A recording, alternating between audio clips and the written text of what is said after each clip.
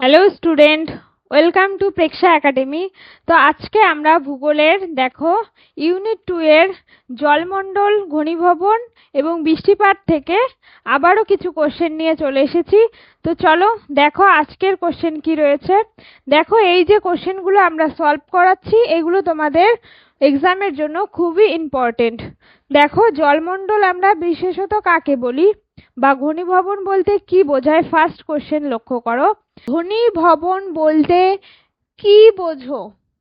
ঘনীভবন বলতে কি বোঝো? দেখো এই যে যে জলীয় বাষ্প অর্থাৎ ভূপৃষ্ঠের সমুদ্র, নদী বা পুকুর যেখান থেকেই বলো, সূর্যের আলোর ফলে কি হয়? সূর্যের আলোর ফলে এই যে জলটা বাষ্পভূত হয়ে কি করে উপরে উঠে যায়।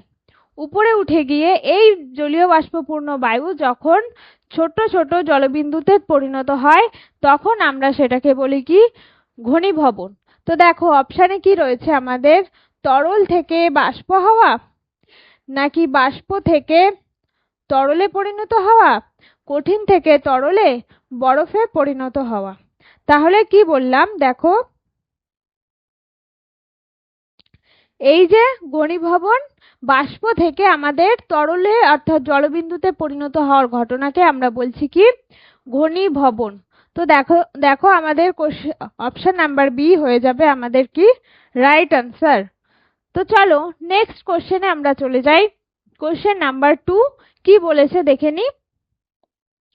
বলেছে শিশির অঙ্ক কি? ঠিক আছে, শিশির অঙ্ক কি? যখন এই যে জলীয় বাষ্পটা উঠে যাচ্ছে, জল সম্পৃক্ত বা অর্থাৎ জলীয় বাষ্প যখন সম্পৃক্ত হয়ে যাচ্ছে তখন যে অতিরিক্ত জলটা এই যে ঘাস বলো বা অন্যান্য পদার্থের উপরে বিন্দু বিন্দু জমা হচ্ছে তখন সেটাকে আমরা শিশির বলি, তাই না? শিশির অঙ্কটা কি? সম্পৃক্ত জল, অর্থাৎ যে তাপমাত্রায় ওই যে জলীয় বাষ্পটা সম্পৃক্ত হয়ে যাচ্ছে সেটাকে আমরা বলি শিশির অঙ্ক। দেখে নাও অপশন এতে কি রয়েছে, বায়ুর সর্বোচ্চ তাপমাত্রা, ঘনীভবনের তাপমাত্রা, বায়ু চাপের মাত্রা, নাকি বৃষ্টিপাতের হার। তাহলে অপশন অনুযায়ী আমাদের হয়ে যাবে বি, ঘনীভবনের তাপমাত্রা, তাই তো?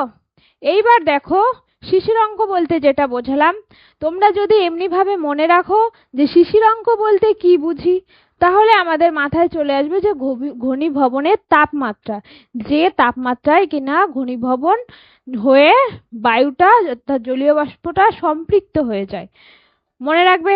তো চলো নেক্সট কোশ্চেনে যাই। কোশ্চেন নাম্বার 3 কি বলেছে দেখে নি। কোশ্চেন নাম্বার 3, কুয়াশা কি? কুয়াশা কি? দেখো আমরা আমাদের যখন আশপাশ দেখি যে একটু শীতল, তাই না? শীতকালে, মেনলি শীতকালে আমরা কুয়াশা দেখতে পাই, তাই তো? শীতকালে কুয়াশা কি করে, এই যে ভূপৃষ্ঠ সংলগ্ন যে বায়ুগুলো থাকে এই বায়ুর মধ্যবর্তী যে জলীয় বাষ্প সেটা তাড়াতাড়ি ঠান্ডা হয়ে গিয়ে কি করে, কুয়াশা তৈরি করে। হ্যাঁ, এইবার অপশন অনুযায়ী আমাদের দেখে নি যে উচ্চ স্তরের মেঘ, ভূপৃষ্ঠ সংলগ্ন মেঘ, বরফ কণা, নাকি ধূলিকণা।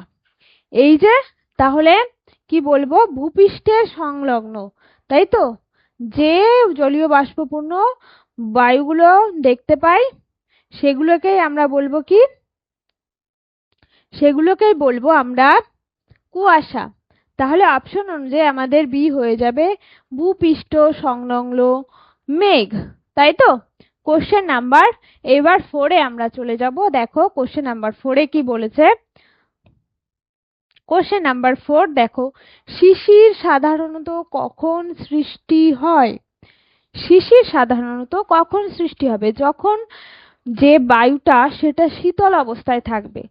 নিশ্চয় দিনের বেলা হবে না, দিনের বেলা সূর্যতাপে কি হয়, যে জলীয় বাষ্প বাতাসে থাকে সেটা বাষ্পভূত হয়ে উপরে উঠে যায়, তখন নিশ্চয়ই শিশির অঙ্ক তৈরি হবে না। তাহলে শিশির অঙ্ক কখন তৈরি হবে দেখে নাও অপশন অনুযায়ী, দুপুরে, সন্ধ্যায়, রাত্রে, না ভোরে, নাকি বিকালে। তাহলে আমরা দেখব যে রাত্রেবেলায় আমাদের বাতাসটা কি করে, শীতল হয়ে যায়, তাই তো? তখন আমরা দেখব যে তাহলে অপশন অনুযায়ী সি হয়ে যাবে, রাত্রে বা ভোরে আমরা শিশির জমতে দেখি, তাই তো। তারপরে নেক্সট কোশ্চেনে যাই, কোশ্চেন নাম্বার 5 দেখে নাও। কোশ্চেন নাম্বার 5-এ কি বলেছে, মেঘ গঠনের প্রধান কারণ। মেঘ গঠনের প্রধান কারণ কি? মেঘ গঠনের প্রধান কারণ হলো যে যখন জলীয় বাষ্প ঘনীভূত হয়ে যাবে, তাই তো, জলীয় বাষ্প, অধিক পরিমাণে জলীয় বাষ্প পৃথিবী থেকে অর্থাৎ ভূপৃষ্ঠ থেকে নানা মাধ্যমে অর্থাৎ হ্রদ, নদী, পুকুর এগুলি দ্বারা যখন জলীয় বাষ্প শোষিত হয়ে উপরে উঠে গিয়ে কি করবে, যে জলীয় বাষ্প ঘনীভূত হয়ে যখন সেটা তার সম্পৃক্ত জল, যে জলীয় যে মেঘটা তৈরি হবে তার সম্পৃক্ত যে জলটা, সেটা অতিরিক্ত জলটা যখন ঝরে পড়বে তখন আমরা বৃষ্টি রূপে আমাদের ভূপৃষ্ঠে দেখতে পাই। তাহলে মেঘ গঠনের প্রধান কারণ বায়ুর গতিবৃদ্ধি, নাকি বায়ুচাপ, নাকি জলীয় বাষ্পের ঘনীভবন, নাকি সূর্যের তাপ বৃদ্ধি? তাহলে অপশন অনুযায়ী আমাদের সি হয়ে যাবে রাইট আনসার, কি জলীয় বাষ্পের ঘনীভবন। বোঝা গেল? তারপরে কোশ্চেন নাম্বার 5-এ আমরা চলে যাই। দেখো, এই যে ছোট্ট ছোট্ট জিনিসগুলো তোমাদের মাথায় রাখা উচিত, যে মেঘ গঠনের প্রধান কারণ বলতে আমরা জলীয় বাষ্পের ঘনীভবনটাকেই বুঝি, তাই না? ঘনীভূত হয়ে কি করে, এই যে আগের কোশ্চেনে আমরা করেছিলাম ঘনীভূত কথার অর্থ কি? ঘনীভূত কথার অর্থ হলো জলবিন্দু, জলীয় বাষ্প থেকে জলবিন্দু তৈরি হওয়া, তাই তো। এটুকু মাথায় রাখলেই আমরা অপশনগুলো দেখলে আমাদের আনসার চুজ করে নিতে পারবো। তো চলো দেখো, কোশ্চেন নাম্বার 6-এ আমরা চলে যাই। কি বলেছে, কোন মেঘ বজ্র বৃষ্টির জন্য দায়ী? কোন মেঘ বজ্র বৃষ্টির জন্য দায়ী? এই যে আমরা জলমণ্ডলে মেঘ, কত রকমের মেঘ সেগুলো সম্পর্কে জানবো, সেখান থেকে একটা কোশ্চেন আমরা করছি, কি কোন মেঘ বজ্র বৃষ্টির জন্য দায়ী? দেখে নাও অপশনে কি বলেছি, সিরাস, স্ট্রেটাস, কিউমুলোনিম্বাস না সিরোস্ট্রাটাস। আগেই বলি, এই যে মেঘগুলো একটা একটা স্তরে তৈরি হয়, একটা উচ্চ স্তরের মেঘ, একটা মধ্য স্তরের মেঘ, একটা নিম্ন স্তরের মেঘ। বোঝা গেল? তাহলে এই যে নিম্ন স্তর, মধ্য স্তর, উচ্চ স্তর, এই তিনটে স্তরে আমরা মেঘকে ভাগ করে থাকি। এইখানে বজ্র বিদ্যুৎ সহ মেঘের জন্য দায়ী দেখো কিউমুলোনিম্বাস। আমাদের অপশন নাম্বারে রয়েছে সি, অপশনে রয়েছে কি কিউমুলোনিম্বাস। এই মেঘ কিউমুলোনিম্বাস 2000 কিলোমিটার উপরে পর্যন্ত অর্থাৎ উচ্চ স্তরে আমরা দেখতে পাই। ঠিক আছে, দেখো তাহলে কিউমুলোনিম্বাস আমাদের হয়ে যাবে রাইট আনসার, যেটাতে আমরা বজ্র বিদ্যুৎ সহ প্রবল বৃষ্টিপাত দেখতে পাই। তো কোশ্চেন নাম্বার 7-এ আমরা চলে যাই। দেখো কি বলেছে,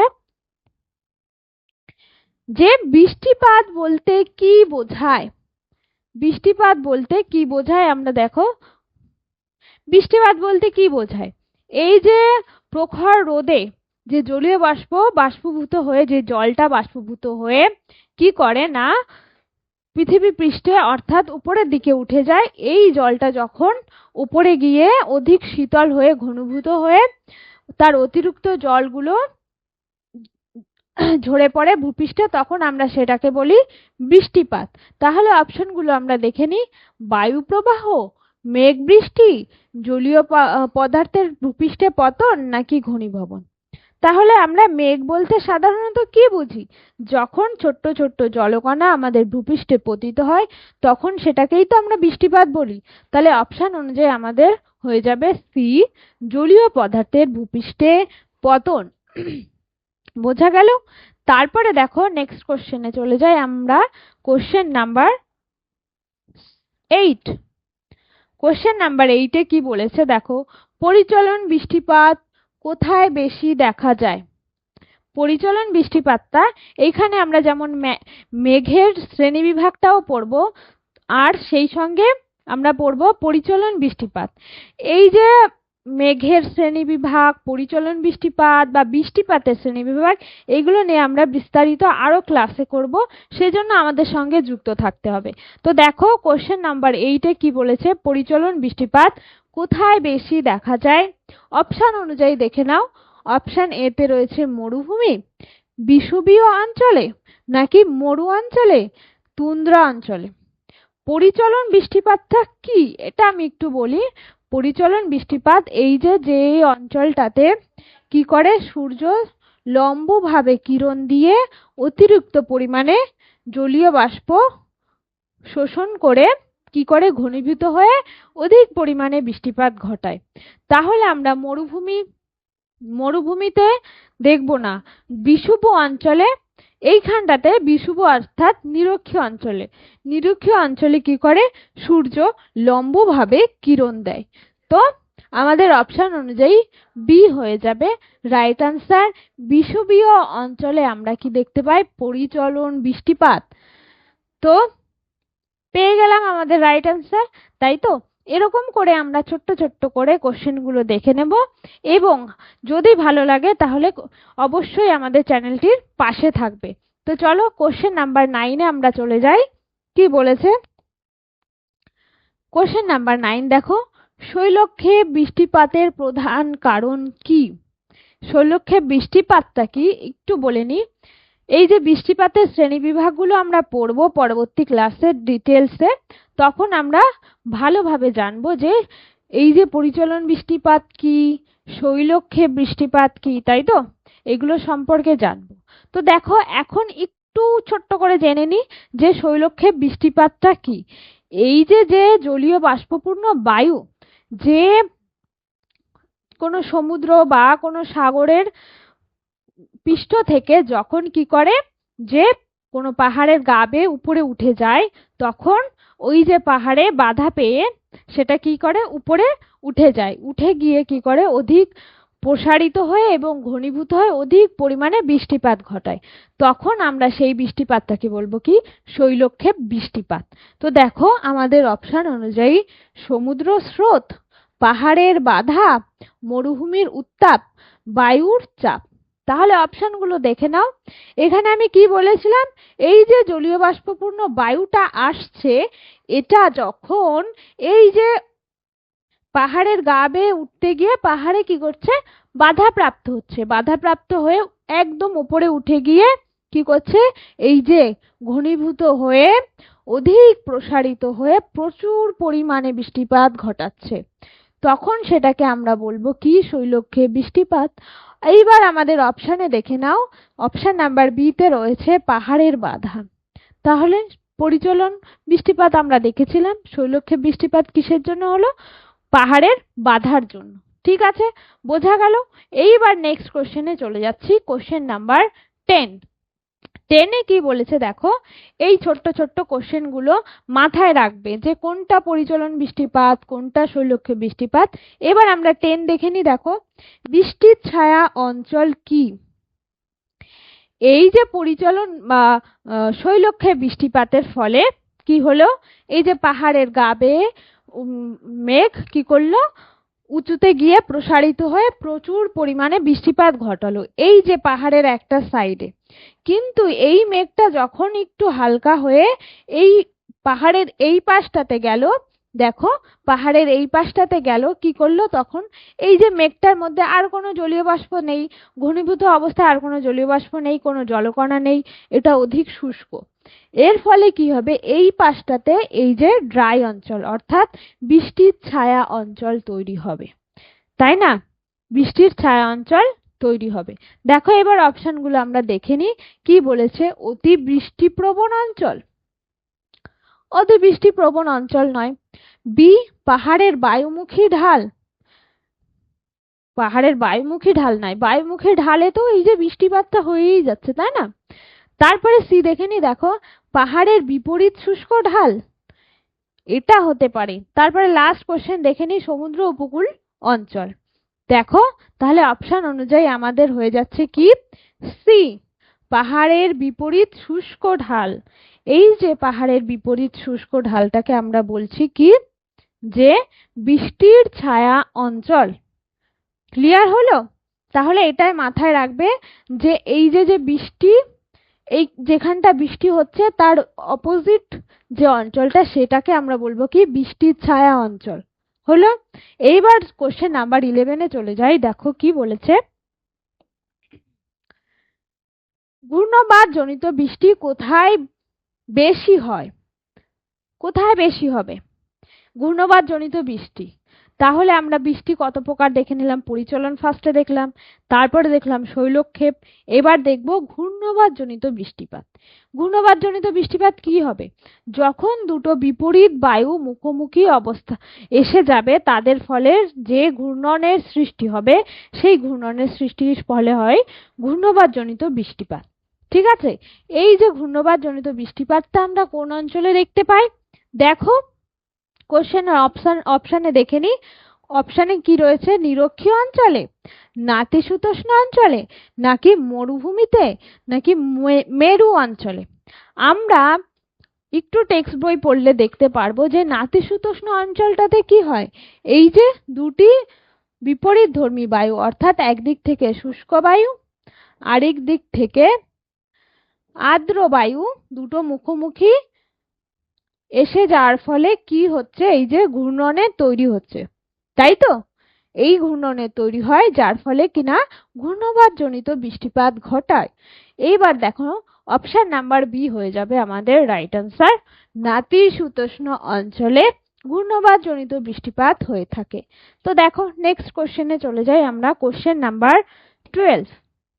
কি বলেছে দেখো কোশ্চেন নাম্বার 12, তুষারপাত কোন অঞ্চলে বেশি হয়? তুষারপাতটা কেন হয় আমি সেটা বলিনি। তুষারপাত কখন হবে? জলীয় বাষ্প ঘনীভূত হচ্ছে আকাশে উড়ে গিয়ে, তাই তো?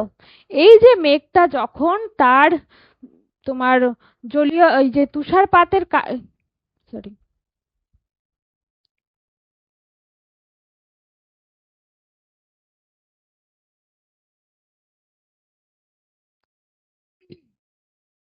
কোশ্চেন নাম্বার 12 দেখো, তুষারপাত কোন অঞ্চলে বেশি হয়?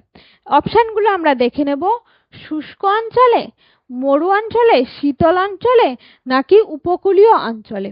দেখো তুষারপাত যেখানে হবে, জলীয় বাষ্প ঘনীভূত হচ্ছে, ঘনীভূত হয়ে সেটা যখন হিমাঙ্কের নিচে চলে যায়, তাই তো? যখন জলটা বরফে পরিণত হয়ে যায়, এই যে বরফকণার পাত, এটাকে আমরা বলবো কি? তুষারপাত।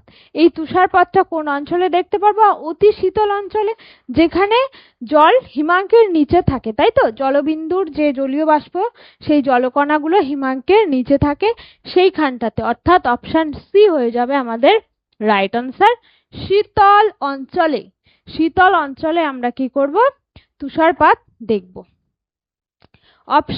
এইবার কোশ্চেন নাম্বার 13-এ চলে যাচ্ছি। দেখো কি বলেছে কোশ্চেন নাম্বার 13, শিলাবৃষ্টি কিভাবে সৃষ্টি হয়? শিলাবৃষ্টি কিভাবে সৃষ্টি হয়? দেখো অপশনগুলো দেখে নি, তারপরে একটু আলোচনা করে নিচ্ছি। কুয়াশা থেকে, ঠান্ডা বায়ু থেকে, মেঘের মধ্যে বরফ কণা জমে, সমুদ্র স্রোতের কারণে। এই যে ঘনীভবনের ফলে যে প্রসারিত মেঘ তৈরি হচ্ছে, এই মেঘের মধ্যে যখন ওই যে যে জলকণাগুলো, সেগুলো ছোট্ট ছোট্ট কি করে? বরফ কণা তৈরি করে, এবং বরফ কণা, অতিরিক্ত বরফ কণা যখন ভূপৃষ্ঠে পতিত হয়, তখন আমরা সেটাকে বলি কি? শিলাবৃষ্টি। তাহলে এই যে ছবিতে একটুখানি দেখে নাও, যখন এই যে হিমাঙ্কর স্তর দিয়েছে, দেখো মনে রাখবার জন্য হিমাঙ্কর স্তর, হিমাঙ্কর স্তরের ওপরেও যখন মেঘটা চলে যাচ্ছে, গিয়ে কি করছে, সেখানে এই যে ছোট্ট ছোট্ট বরফ কণা তৈরি করছে। হ্যাঁ, এই বরফ কণা যখন তুষারমণ্ডল, এই যে তুষার অঞ্চল, এখান থেকে এই যে শীতল অঞ্চলে জল হয়ে নিচে গরম অঞ্চলে চলে আসছে, তখন আমরা এই যে দেখতে পাচ্ছি ভূপৃষ্ঠে পতিত হচ্ছে ছোট্ট ছোট্ট খণ্ডে শিলা, তখন আমরা সেটাকে বলছি কি? যে শিলাবৃষ্টি। দেখো অপশন অনুযায়ী আমাদের অপশন সি হয়ে যাবে, মেঘের মধ্যে বরফ কণা কণা জমে কি করে? শিলাবৃষ্টি তৈরি করে। তাহলে হলো। এইবার আমরা চলে যাই পরবর্তী কোশ্চেনে। কি বলেছে দেখো কোশ্চেন নাম্বার 14, কোনটি নিম্ন স্তরের মেঘ? তাই তো, দেখে নি অপশনগুলো, সিরাস, স্ট্রেটাস, সিরোকিউমুলাস, না সিরোস্ট্রাটাস। দেখো মেঘের শ্রেণী বিভাগে আমরা পড়ব যে কোন মেঘ কোন স্তরে অবস্থিত? তো আমাদের কোশ্চেন অনুযায়ী আমাদের নিম্ন স্তরে দেখা যায় কি মেঘ? স্ট্রাটাস মেঘ, যেটা ভূপৃষ্ঠের সংলগ্ন অঞ্চলে এই যে স্ট্রাটাস মেঘটা আমরা দেখতে পাই, তাই তো? এবার কোশ্চেন নাম্বার 15-এ চলে যাব। দেখো কি বলেছে, সিরাস মেঘ কোন স্তরে দেখা যায়? সিরাস মেঘটা কোন স্তরে আমরা দেখতে পাই? অপশন অনুযায়ী নিম্ন স্তরে, মধ্য স্তরে, উচ্চ স্তরে নাকি ভূপৃষ্ঠে? দেখো কি হবে, এই যে সিরাস মেঘটা আমরা সব সময় উচ্চ স্তরে অর্থাৎ ঊর্ধ্ব আকাশে দেখতে পাই, যেখানে পাখির পালকের ন্যায় কি করে? মেঘ সৃষ্টি করে, তাই তো? পাখির পালকের ন্যায় মেঘ সৃষ্টি করে।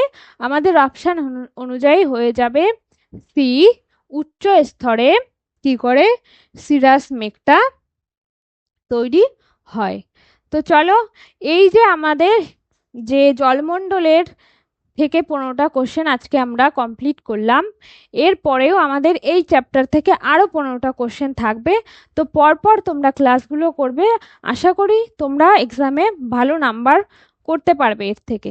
তো চলো, আজকের ক্লাস এখানে শেষ করছি, আর পরবর্তী ক্লাসে আরও কোশ্চেন নিয়ে চলে আসবো। তো চলো।